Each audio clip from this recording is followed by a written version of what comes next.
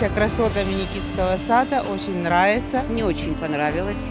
Я довольна и сейчас пришла, чтобы пофотографироваться.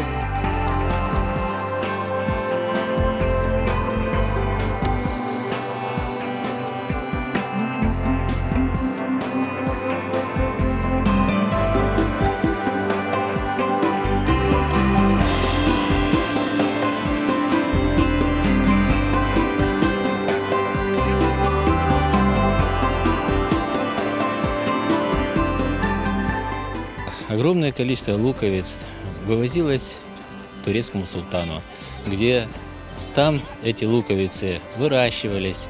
Новые сорта там с ними пытались сделать еще в те далекие времена. И потом из Турции эти луковицы с тюльпанами успешно перекочевали в Европу.